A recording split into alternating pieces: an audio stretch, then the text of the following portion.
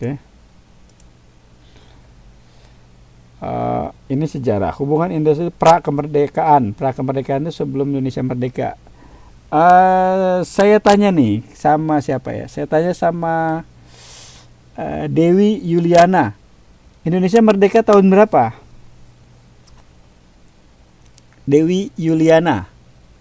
Ada? Dewi Yuliana masih hadir? Oke, 1945, betul. Tanggalnya? Tanggal berapa Indonesia merdeka? 17 Agustus. Jadi sekarang sudah berapa tahun Indonesia merdeka?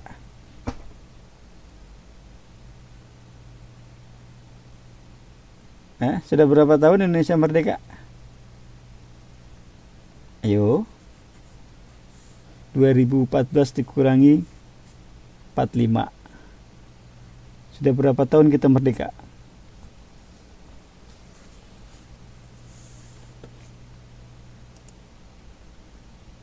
Nah, ngitungnya kelamaan nih. Oke, kita lanjut. Ya. Nah, hubungan industrial, oke, 69 tahun. Hubungan industrial masuk ke Indonesia melalui Belanda abad 20.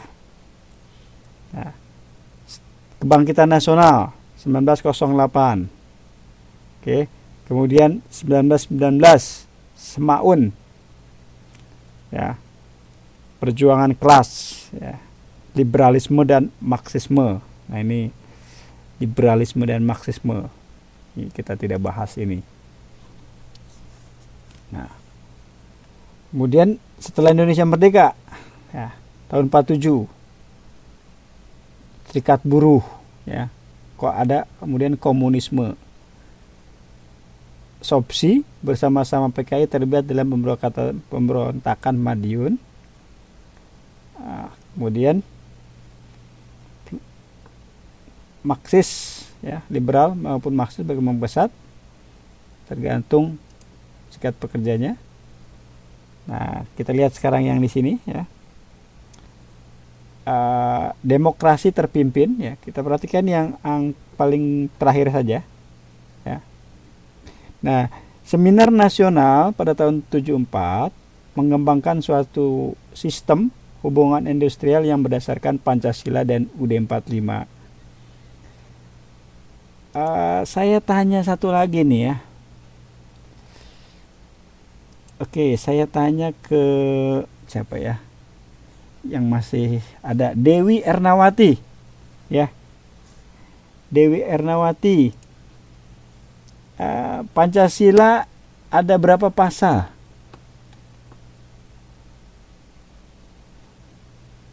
Oh, 5. Dewi Ernawati yang ditanya. Oh, 5, betul, ya. Oke, berarti tidak tidur nih. Oke, masih memperhatikan, terima kasih. Oke, ini waktunya 5 menit lagi, ya. Oke, alhamdulillah. Oke. Nah, semangat 45 gitu, ya. Tapi agak kriip-kriip. Oke, hari ini diprediksi lebih dingin. Oke. Oke, saya lanjut. Nah, ini beberapa sarana dan undang-undang, ya. Serikat Pekerja, organisasi pekerja, lembaga penyelesaian hubungan pendidikan hubungan industrial Pancasila. Nah, ini kalau di Indonesia, ya, kalau di Indonesia ini berlaku seperti ini, gitu, ya. Nah, ini tidak saya bahas, ya. Ini trilogi undang-undang. Ada Undang-Undang Nomor 21 tahun 2000, ada Nomor 13 2003, ya. Oke. Nah, trilogi undang-undang dipengaruhi oleh ini, gitu, ya. Oke, saya tidak bahas ini. Anda bisa baca ini, ya. Nah, ini juga nih, paling pasal-pasal, ya. Kadang orang tidak mau ribet dengan pasal-pasal ya, padahal disitulah awal mula masalah kalau kita tidak memahami pasal-pasalnya. Oke, saya mau yang ini saja, saya putar ya. Nah, ini aja, ini lebih menarik gitu ya. Oke, alasan seseorang pekerja bergabung atau membentuk serikat pekerja. Ya, yang pertama jaminan kerja. Yang kedua kondisi kerja yang aman dan sehat. Yang ketiga jalur komunikasi pekerja manajemen, kompensasi yang adil. Nah, ini alasan-alasan gitu ya, atau motivasi orang bekerja. Ya, saat ini gitu ya, di perusahaan-perusahaan di Indonesia, ketika kita masuk di perusahaan manapun gitu ya, hampir setiap perusahaan tersebut punya serikat pekerja gitu ya. Kenapa kita harus masuk? Bolehkah kita tidak ikut gitu ya? Nah, jadi mereka sudah membuat peraturan. Setiap pekerja di sini adalah anggota serikat pekerja. Nah, apa keuntungannya gitu ya bagi kita? Yang pertama jaminan kerja.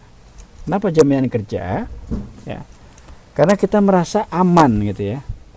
Kita merasa terjamin ya bahwa pekerjaan kita ini kalau kita ikut dalam serikat pekerja gitu ya, bahwa kita merupakan akan diperhatikan gitu ya, akan diperhatikan oleh manajemen gitu.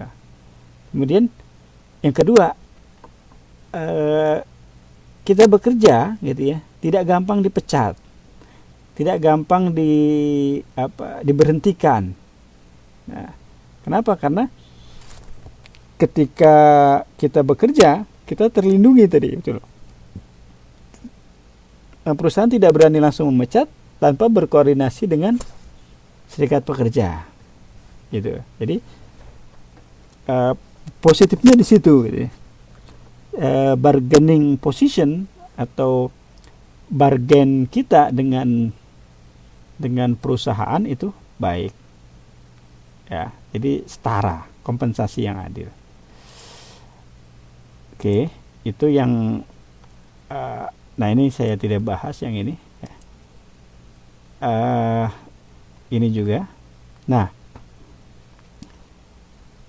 ini saya bilang ada namanya bargaining, ya, tawar menawar, posisi tawar ya. Bargaining position itu posisi tawar kita.